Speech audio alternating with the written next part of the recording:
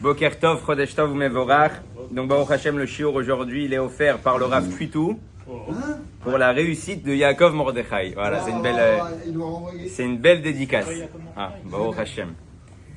Bon, la semaine dernière, on a fini avec le Inyan. On avait promis qu'on allait développer ce Inyan-là cette semaine. Il y en a qui attendent ça, Baruch Hashem. Le Inyan de Klot HaNefesh, de l'élévation spirituelle à un point où on va voir que la Neshama, elle peut sortir du corps. Alors, juste avant de parler de la Neshama qui sort du corps, on avait parlé que à partir du moment où mon Sechel, mon Chochma Binah Da'at va commencer à contempler la grandeur de Dieu, on va arriver à une crainte de Dieu. On a parlé de quelle crainte la semaine dernière, le Tanya nous parle en réalité, c'est pas la crainte de la punition. La crainte de la punition, on a bien développé le sujet, qu'en fait c'est une crainte personnelle, c'est pas une crainte réelle, c'est pas un respect réel envers Dieu. Donc tout de suite après, on va faire naître chez nous ce qui s'appelle la Ahava. Et le Admor Azaken dit Veshuv itlaev libo be'ahava aza kerish pe'esh. Et d'un coup, quand il va arriver à cette perception, on ne peut pas arriver à l'amour de Dieu réel si on passe pas par la crainte de Dieu. Et il commence le niveau de rish pe'esh. La Ahava berish pe'esh, c'est un amour qui s'appelle un amour de feu, comme un feu. Dans plusieurs prakim, il va développer la Ahava beta'anugim. C'est encore une autre sorte d'amour, un amour avec un plaisir inouï. Ça, c'est Bezrat Hashem Od Me'at, parce qu'on va pas sauter les étapes. En tout cas, il parle de Kirish Pe'esh. C'est quoi la différence entre Rish Pe'esh, juste comme ça une parenthèse, et Ahava Beta'anugim? Rish Pe'esh, vous savez que le feu, quand on allume le bois, on allume des charbons, ça fait beaucoup de bruit, beaucoup d'étincelles.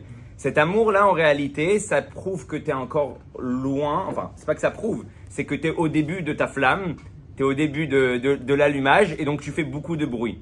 C'est pour ça qu'on considère que la Ahava Kerish Pe'esh, ça fait référence au Shema Israël. C'est pour ça qu'on dit Shema Israël, Hashem Elokeinu, Hashem Echad.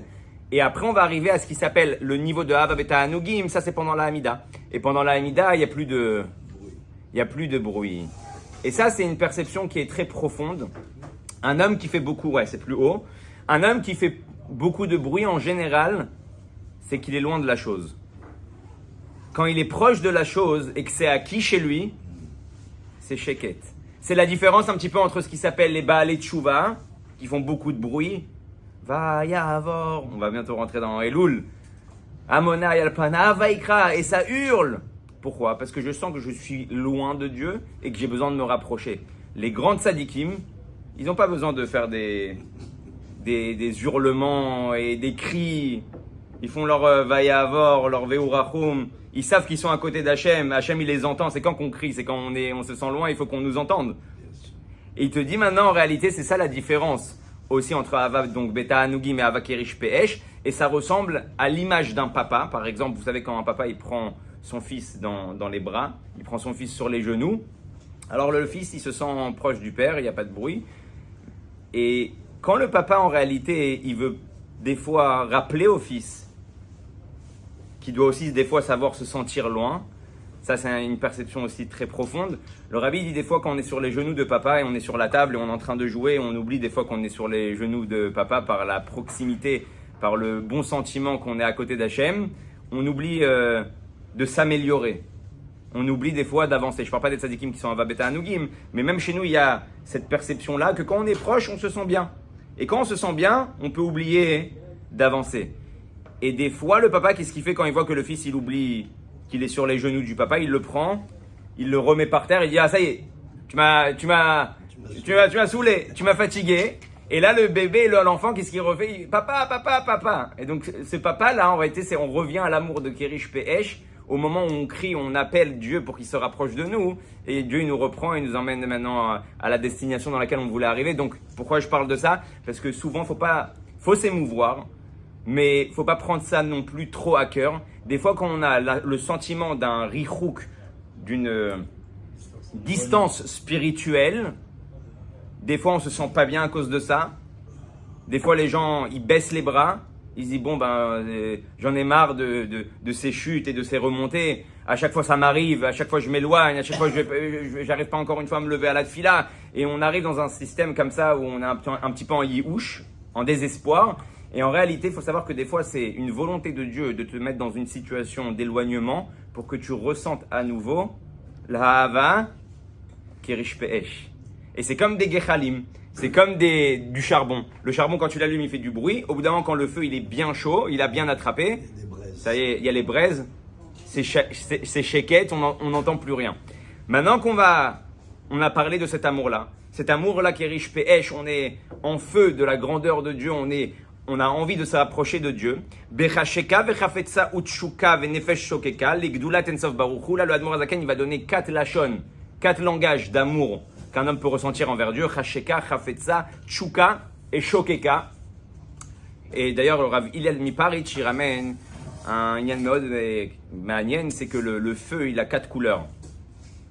C'est comme la flamme, c'est 4 léchonotes, c'est Keneged les 4 couleurs qu'il y a dans le feu, le bleu, le rouge, le jaune et le blanc. Ces 4 couleurs qu'il y a dans le feu, chacun il a une chaleur, il dégage une chaleur à un autre niveau. Et ça fait référence à ces 4 léchonotes, donc il n'y a rien pour rien dans le Tanya, tous les mots sont précis. Ça fait référence à cette Neshama là, en fait, pourquoi le feu il monte toujours vers le haut, c'est comme à l'image de la Neshama qui veut toujours retourner à sa source, Kal Kochacha Atachai. Dieu, c'est Dieu qui nous oblige de vivre, parce que la Neshama elle a qu'une envie, c'est de se barrer, de repartir où elle est, arriver à Ava Beta Anugim, et là on va rentrer dans ce qu'on avait promis la semaine dernière, ce qui s'appelle le Klot HaNefesh. Uvei Klot HaNefesh Kidirtiv, et là le Admor Hazaken il va ramener 3 psukim dans le Teilim, Nirsefa Vegam Kalta Nafshi Lechatzrot Hashem. Donc ma volonté est de se rapprocher du Chatzer de Dieu. Urtiv Tzama Nafshi Lelokim, je suis assoiffé de Dieu. Urtiv Tzama Lecha Nafshi. Encore une fois, je suis assoiffé de Dieu, mais dans cette troisième fois, il y a une précision, c'est qu'il ne ramène pas le nom de Dieu. Et si vous vous rappelez, dans le cours d'avant, on avait parlé de 3 niveaux. De Memale Kol Almin, la lumière qui habille les mondes, qui emplit les mondes. Sovev Kol Almin, la lumière qui entoure les mondes. En fait, c'est une lumière illimitée qui s'habille dans le monde. Donc, on a la lumière limitée qui rentre dans le monde. On a la lumière illimitée aussi qui rentre dans le monde. On avait dit la différence entre les deux, celui qui veut voir. La semaine dernière, on avait parlé de ça. La différence entre l'illimité et le limité, ce qu'on peut percevoir et ce qu'on ne peut pas percevoir. Et après, on avait dit, on arrive au niveau qu'il n'y a plus rien.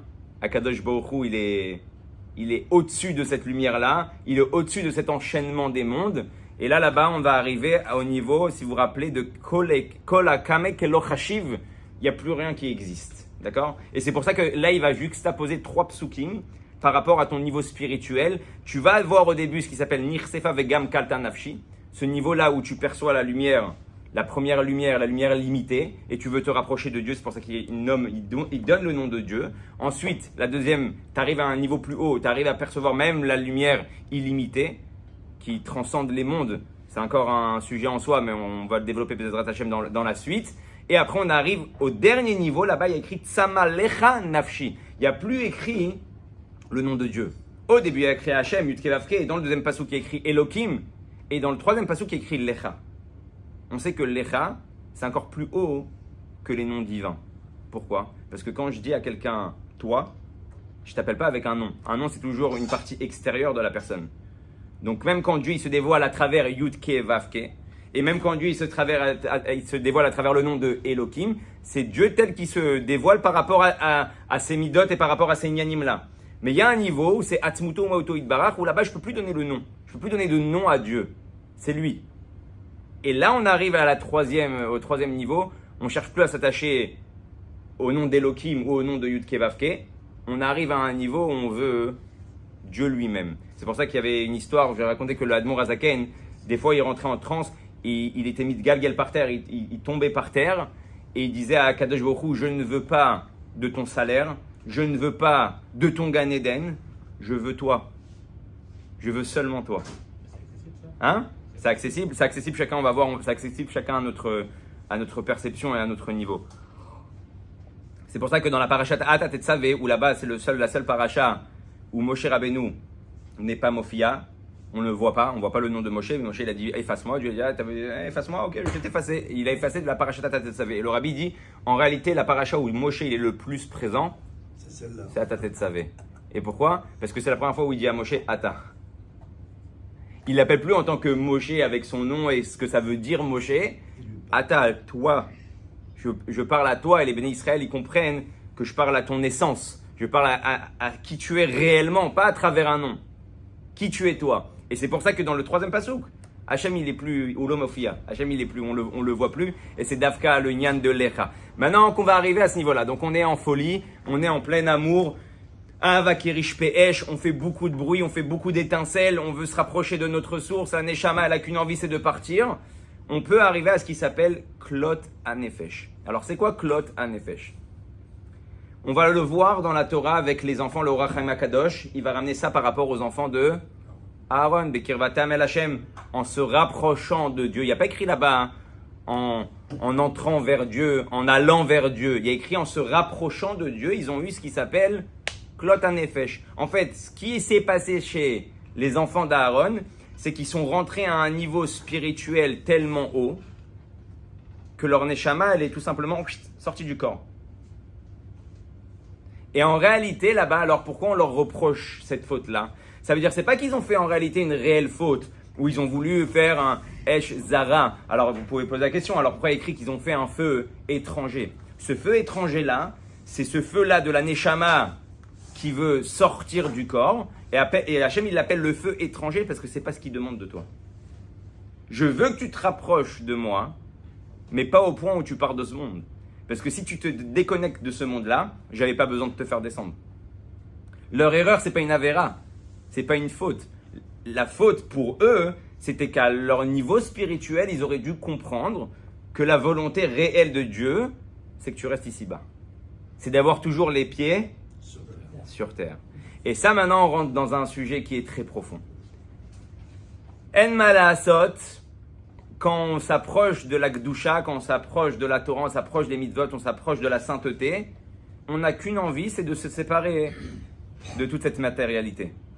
Souvent, on va retrouver beaucoup de conflits. C'est pour ça qu'on a dit que le Admor Hazaken dans Torah Or, il ramène que l'approchement à Dieu peut amener à la colère. Comment c'est possible d'arriver à la colère si tu te rapproches de Dieu? C'est tout contraire. Dieu, il te dit de ne pas t'énerver. Et du coup, à cause de ton rapprochement à Dieu, tu deviens un Kaasan, tu te mets dans le mode colère. C'est pas logique. Donc, il y a un bug quelque part. Et le Admor Hazaken, en fait, il explique. À partir du moment où un homme, il se rapproche de plus en plus vers la Gdusha, il se sépare de plus en plus de ce monde-là et il oublie tout ce qu'il y a derrière. Comme une fois, il y avait un chassid qui est parti voir le Tzemar Tzedek et il lui a dit: tu es un chassid choté, pas choté avec un tav que tu bois, tu es un chassid choté avec un tête, shtout, la jeune shtout. Tu es un chassid bête. Il lui a dit pourquoi? Il lui a dit qui alita le mala mala. Toi, t'es monté très haut. Veisharta et amishpacha mata mata. Et t'as laissé la famille tout en bas. En fait, ce qu'il a voulu lui dire, c'est exactement le bug qui nous arrive à nous tous. C'est que souvent, pour des perceptions divines, on lâche les... et on part. On laisse plus au monde de nous prendre vers le bas. Maintenant, il faut savoir, si Hachem il t'a donné une femme, si Hachem il t'a donné des enfants, c'est que cette lumière que Dieu va te permettre de recevoir et d'acquérir, c'est pour eux. Tout le pourquoi un homme il évolue, Beruchaniout, c'est pas pour lui. C'est pour les autres. C'est pour son entourage. Et si vous faites attention, souvent on va retrouver des conflits dans des familles. Le type il fait tchouva, ça y est, ça devient un shahid, ça devient Oussama Ben Laden, il veut défoncer tout le monde, il veut crier sur tout le monde, rouler. La famille elle est complètement frustrée. Qu'est-ce qui se passe? Il est devenu complètement... Alors Baruch Hashem, que tu es dans la lumière de Dieu et que tu es attaché à Dieu et que ton émet tu le cries, tu es en mode riche pe'esh, tu es un feu qui fait énormément de bruit. Mais Akadosh Baruch Hu, en réalité, il attend quoi de toi? Il attend que cette lumière que Dieu t'a autorisée, il t'a donné l'accès à ça, que tu la donnes à ton entourage. Comme on avait parlé, qu'il y a il y a des tzadikim qui s'appellent tzadik beparva. Ouais. C'est quoi tzadik beparva? Le Rabbi ramène, il y a des tzadikim, c'est quoi parva? Parva, c'est une fourrure. C'est des tzadikim qui mettent un manteau pour se réchauffer. Ouais. Il se réchauffe. Ouais, c'est ça. Il se réchauffe, il fait sa prière, il fait son étude de Torah. Lui, il est chaud. Par contre, tout son entourage, c'est un glaçon. Et le Rabbi, il dit, pourquoi tu n'as pas allumé un feu? Si tu avais allumé un feu, toi aussi, tu aurais eu chaud. Mais même ton entourage, il aurait pu profiter de ce feu-là. Même ton entourage, il aurait pu être éclairé et être rapproché de cette source-là divine. Alors en réalité, tout ça c'est la perception de Klot HaNefesh. Et comme je vais vous donner un exemple, par exemple un type il vient, il va le Shabbat Baruch Hashem, il a décidé, il se lève honnête, il va au mikveh avant, il fait une super tfila, après la tfila, il y avait un shiur de Torah, d'Afayomi, il est resté encore 2 heures de limoud. Après les copains ils ont dit on va faire un kidouche, et il fait un kidouche, et lui depuis 5 heures du matin il est... Ouais. Lui, il est aux anges, il dit, Baruch Hashem, il n'y a que moi et Dieu, il n'y a plus rien dans le monde. Je kiffe grave, je suis avec ma Torah, je suis avec ma tfila, j'ai demandé à Hashem tout ce que j'ai besoin, je suis au top. Et il rentre à la maison, il passe par le parc, il entend les oiseaux chanter, il dit, Ishtab bar Shemo lahad. Quel monde, quelle nature. Hashem, je t'aime. Hashem, I love you. Ouais? Hein? Ah. Et là, il tape à la maison. Et lui, il pense qu'il va ouvrir la porte et il va voir sa femme et ses enfants en train de prier dans le même mode que lui. Ouais, il navira comme ça. Les enfants, ils ont déjà posé la table et tout le monde est joyeux et tout le monde est ici. Et d'un coup, il ouvre la porte. Il voit une tête, Mcheneuf. Déjà, il sait pas. Déjà, les masques d'oxygène, ils tombent là dans l'avion. Il dit qu'est-ce qui se passe? Qu'est-ce que ça va me dire? Ouais, t'étais où? Regarde, il est quelle heure? Depuis 5 heures du matin, t'es parti, il est déjà 11 heures. Et les enfants, ils ont faim. Et en plus de ça, le masgan, il marche pas. Je sais pas ce qu'il a, ce masgan. Je t'avais dit de regarder avant Shabbat. Ouais. L'atterrissage d'urgence. Étant donné que t'es parti en Klot HaNefesh, t'es parti en chauve. Mais t'as oublié pourquoi Shem, il t'a donné un chauve. C'est pour atterrir. C'est pour réatterrir. Il t'a pas demandé, c'est pour ça que dans Kippour, on oblige le Kohen Gadol d'avoir une femme. Vechiper Beado ou Bead Beto. C'est quoi Bead Beto? Ishto, sa femme. Pourquoi? Le Kohen Gadol, avant qu'il part, avant qu'il rentre dans le Kodesh HaKodashim, on lui dit tu ne pourras pas pardonner au Bnei Israël si t'es pas marié. Quel rapport? Tu ne peux pas pardonner au Bnei Israël si t'es pas marié. Tu ne peux pas pardonner à Israël si tu n'as pas ce système-là chez toi de Ratso Veshov. Si tu ne sais pas partir dans l'endroit le plus saint du monde, Kodesh HaKodashim, et tu ne sais pas revenir à la maison. Tu ne pourras pas faire ton rôle. Tu ne pourras pas faire la volonté d'Akadosh Baruch Hu. Et c'est ça tout le Inyan de Klot HaNefesh. Donc le type il rentre à la maison. Il n'a pas su atterrir au moment où il était dans le parc où il dit ça y est, tout ce que j'ai pris Bezrat Hashem, c'est pour le donner à ma femme et mes enfants. La Panim, être joyeux, passer un bon Shabbat, donner des petits chidushim, tout ce que j'ai appris. Lui, il est perché dans son endroit. Si tu atterris pas, on te fera atterrir. C'est ce qui arrive souvent à plein de gens qui vont chez les kivrei tzadikim, qui vont à un truc, ils ont un chag, ils vont kiffer, ils vont danser, wow, ils sont béorotes, ils sont comme des fous. Sauf que ces orotes-là, ils les gardent là-haut. Et quand on les fait atterrir, pitom, tout s'éclate. Hein, le crash, il comprend plus pourquoi, où elles sont passées. T'as pas compris qu'il n'y a pas de mérite pour toi-même. Dieu ne t'a pas créé seul au monde. Si Dieu il te donne une lumière, c'est pour la partager. Et si tu la partages pas, bah le monde, il va te faire atterrir. C'est pour ça que si vous faites attention dans les vidéos du Rabbi, on va retrouver souvent que le Rabbi il tient une nappe. Il y a ce qui s'appelle les allocutions, les sichot, et il y a les mahamarim. Mahamarim, c'est ce qu'on appelle divrei Elokim Chaim. C'est des paroles divines, c'est des paroles très profondes, et on voit toujours que le Rabbi, si vous faites attention, il met soit une nappe sur sa main, soit une serviette sur sa main, et pendant tout le discours, il fait comme ça, ouais, il touche. Et une fois quand ils ont posé la question, en réalité, la réponse, elle était que, à ce moment-là, au niveau spirituel à laquelle il atteint, s'il ne touche pas quelque chose de matériel dans le monde, la Neshama, elle sort. Le Rabbi Rachab, quand il priait Shacharit, il avait un chassid à côté de lui. C'était quoi son tafkid? C'était quoi son rôle? C'était qu'à chaque fois qu'il voit que le Rabbi Rachab, il monte trop haut, et que ça y est, la Neshama, le feu, il va sortir du corps, il lui dit, Rabbi, j'ai une question en chassidout, et tout de suite, fallait reprendre, il y a la même histoire avec le Baal Shem Tov. Pachout, il y avait des chassidim, ils poussaient le Baal Shem Tov pour qu'il reprenne son esprit et qu'il reste ici-bas. Donc ça peut exister. Alors tu me dis, ok, là tu es en train de parler des tzadikim qui montent, mais chez nous aussi ça existe. Chez nous aussi à un niveau beaucoup plus bas, on a toujours cette envie-là. C'est une malasot, c'est à l'intérieur de toi, c'est comme un magnet, c'est comme un aimant. T'as qu'une envie, c'est toujours aller plus haut vers le divin et d'oublier tout le reste. Et c'est ça tout le Inyan que le Admour Azaken il est en train de t'enseigner. Et c'est pour ça qu'on va voir que Mohar Shalit Adaev, depuis le début, on parle de Mohar qui contrôle les sentiments. Et on parle du côté négatif, que des fois tu as des pulsions, tu as des sentiments. Il faut tout de suite que ta tête qui est froide, ta tête qui est en fait comparée à l'eau et le cœur qui est comparé au feu, elle doit tout de suite venir calmer les sentiments. Alors dans la Gdusha, dans la Nefesh Elokit, c'est quoi? C'est justement à ce moment-là. Quand tu sens qu'en réalité, ta flamme, elle part pour partir, c'est à ce moment-là que ton cerveau doit se mettre en marche pour calmer ses sentiments et vivre ça comme il faut réellement, comme Akadosh Baruch Hu, il désire, il attend de toi. Derech Hagav, le Baal Shem Tov, si on a parlé du Baal Shem Tov juste avant, le Baal Shem Tov, il y a écrit que tous les Shabbats, quand les Chassidim, ils venaient lui demander des questions en halakha, il montait à un niveau spirituel tellement haut qu'il n'était plus capable de répondre à des questions matérielles. Tu me parles de Sheakol, tu me parles de Borémine et Mésonote, il est plus dans le Mésonote, il est plus dans la farine, il est plus dans le blé, dans les gâteaux, il est autre part. Il y a écrit là-bas que le Baal Shem Tov, il a prié et a demandé à Dieu de pouvoir, même pendant les Shabbats, répondre aux questions d'halachot qui concernent ce monde-ci.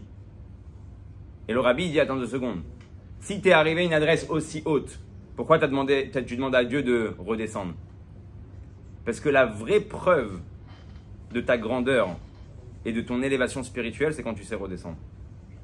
Quand tu sais prendre cette lumière-là, cette Torah-là qui est énorme et l'habiller dans ta vie de tous les jours, l'habiller dans ton travail, l'habiller dans ton entourage, l'habiller dans ta famille, si tu sais faire ça, alors là, tu es dans la lumière limitée et la lumière illimitée.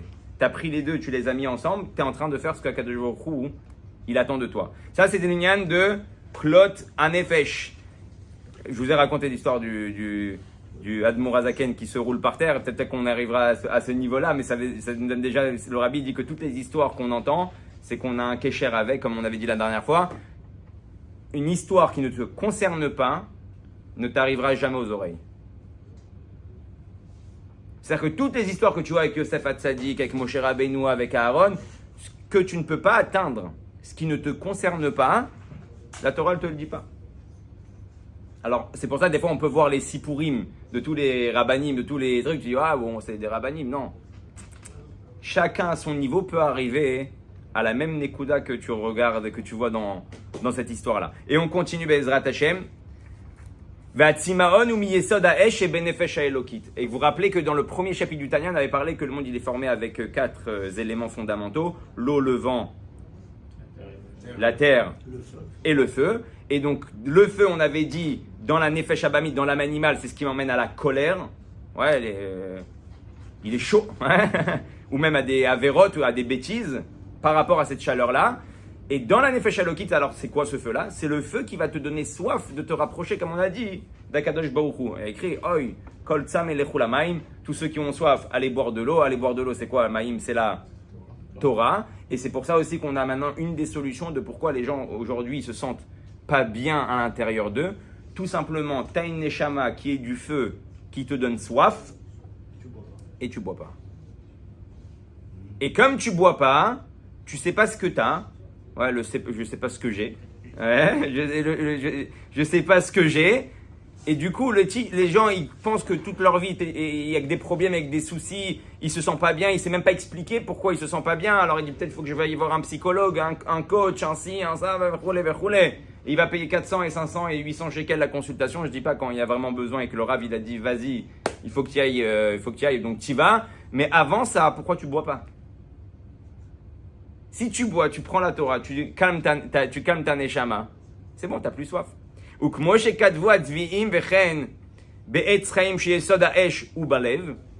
le Yesod HaEsh, il est dans le cœur. Vous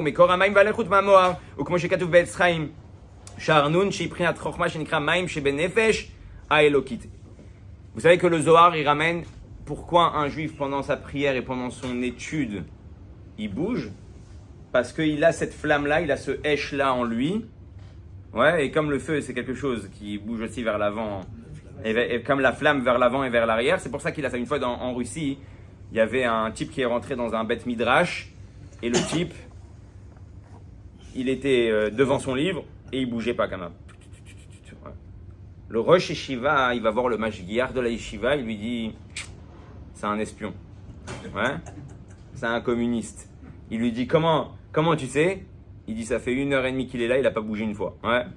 Clac, un bloc. il est carré, il bouge pas. Il a pas la neshama à l'intérieur de lui qui le fait, qui le bouge. Ushar amidot kulam emanfe aira ve'ava vetoldotem kmo shenitbaer b'makom acher. Et donc de là va découler. Donc maintenant on a compris qu'on a ava et ira, chesed ou gvura, et tout le reste ça découle, ça va de soi. Toutes les autres midot qu'on avait appris dans le cours où il y avait écrit notion kabbalistique, dans le cours là-bas où on avait parlé des sphirotes, elles vont découler automatiquement. Donc tout le travail il est dans Abba Veima, il est dans donc Chochma et Bina, qui emmène, on avait dit, les enfants, qui emmène Chesed Gvura, l'amour et la crainte de Dieu. Cet amour et la crainte de Dieu, elle va te tracer ton chemin dans tout le reste des midot. Maintenant, je sais pas, on a encore un petit peu de temps. Ouais, 5 minutes. Maintenant, on va rentrer dans une chose qui est, bon, on va devoir continuer Bezrat Hashem, mais c'est ce qui s'appelle le Nekuda qu'on n'a pas encore développé, que tout le monde attendait, le Inyan du Da'at. C'est quoi le Da'at? Alors, il faut savoir que le Da'at, il y a écrit d'abord, c'est où on va retrouver ce mot au début de la Torah. Ve'ada'at ou milashon ve'adam yada et Chava.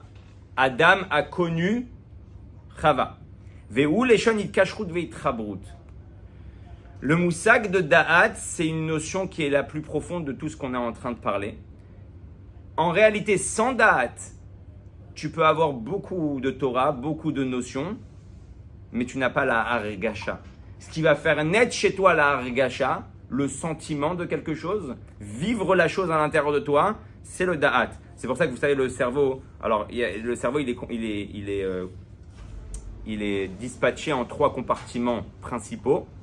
Ouais, 2 devant et 1 derrière. C'est pour ça que le Dalet, Da'at, le Dalet des Tfilin, il se trouve juste ici derrière. C'est pour ça que d'après le Zohar, c'est bien d'avoir une kippa qui recouvre en réalité c'est pour ça qu'il y a des grandes kippas ou un chapeau qui recouvre en réalité Chochma, Bina et Da'at. C'est ça, c'est une des raisons. Et donc ce Da'at là, il va nous permettre de vivre la chose. Je vais vous raconter une histoire avec le Baal Hafla. Le Baal Hafla, c'était un Talmid Chacham Maod Gadol.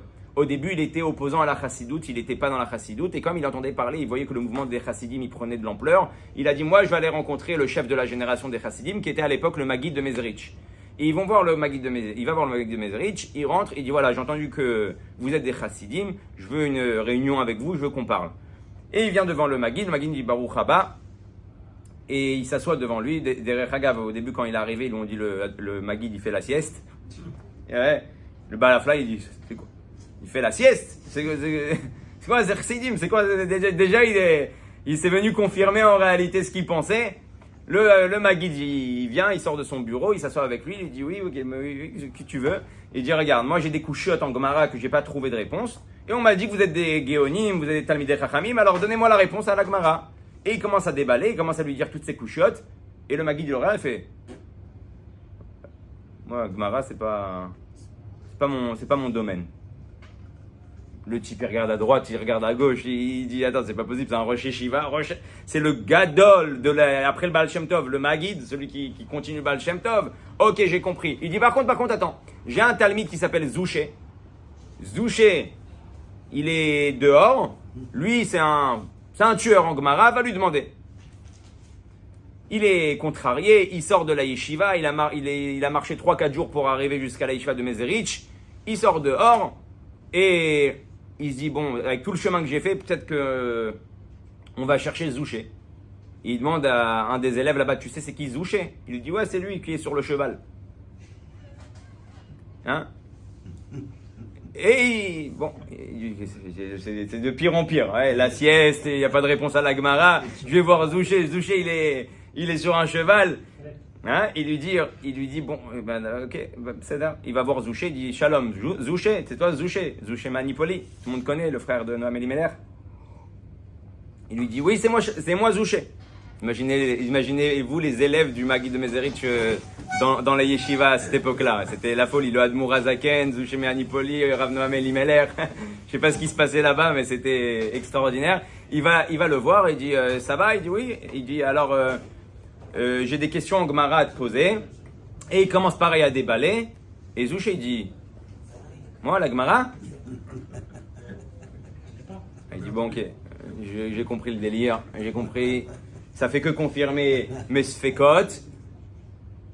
Et Zouché, il lui dit attends. Par contre, moi j'ai une kushia dans la Gemara que j'ai pas de réponse. C'est dans ma Sechet Brachot, Daf Mem Zayin Aboud Bet. Là-bas, il ramène une mimra qui a été dit entre Rav Huna et Rav Nachman. Rav Huna, il dit, si maintenant on est 9, ouais, on est 9 dans le minyan, on peut prendre le Aaron à Kodesh, et les tsaref autour de la minyan, et ouais, l'associer au minyan, il devient le 10e. Et Rav Nachman, il dit quoi? Aaron Gavraou.